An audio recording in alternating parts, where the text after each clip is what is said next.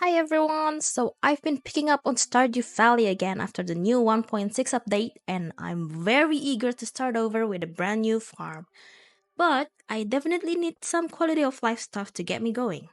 Therefore, here are some of the mods that I can't live without and make my farming sessions a breeze. The first one must be the Automate by Pastoral.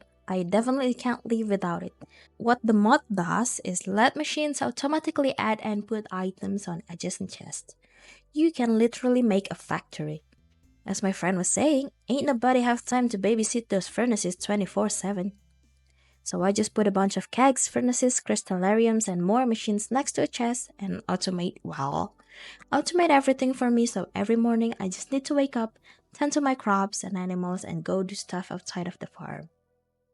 The next one is Chest Anywhere, also by Papa's Child. You can open your chest from literally anywhere. This is very helpful for me because I often forget to bring stuff and I'm already far from home. Like for example, I want to give a quest item to an NPC but I forgot to bring it.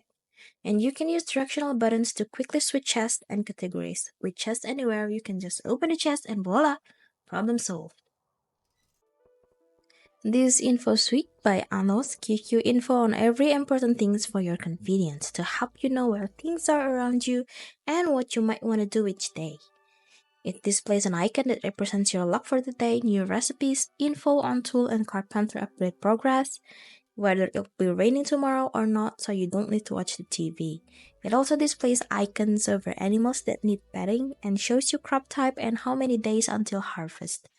It also displays real-time NPC locations on the map so you won't struggle finding where an NPC is at that time.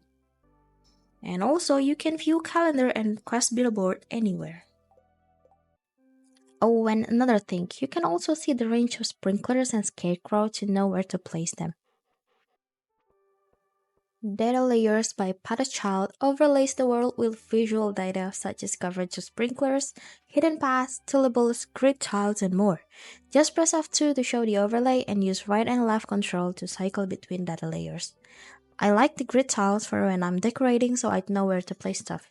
And the hidden paths is especially useful for places like Ginger Island to find those pesky walnuts.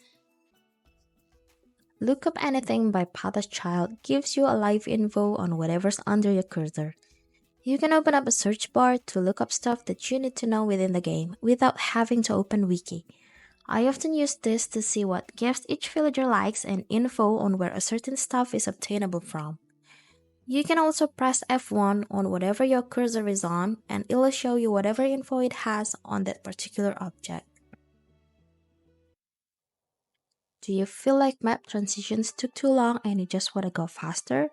With no transitions by Crazy Week, you can remove this fade to black transition and make your way around the valley smooth sailing.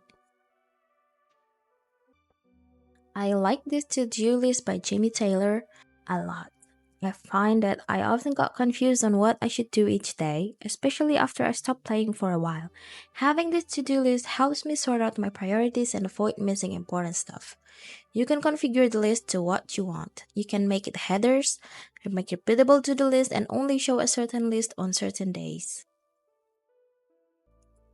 The last three are visual mods that affect your look, your farm, and the rest of Stardew Valley. If you've noticed, my Stardew Valley looks kinda different from the vanilla one. It is because I'm using Vibrant Pastoral Recolor. It gives you a softer, calmer version of Stardew Valley. Paired with vintage interface, it's a pretty nice view. This is the comparison between vanilla and VPR, both on the farm and on town, along with Elle's seasonal buildings and cuter animals. I also use Choice Hair and Girl Sets Pack, which overrides the regular options to cuter hair and clothes. Special mention to CJB Cheats Menu. I personally only use this to disable fence decay because I'm using a lot of fences for decorating purposes and would hate to rebuild those fences, and sometimes it frees time when I'm playing multiplayer and want to sort out chests, for example, so use this at your own discretion. That's all for my go-to mods that I can't live without. See you soon on another Stardew Valley videos. Don't forget to like and subscribe.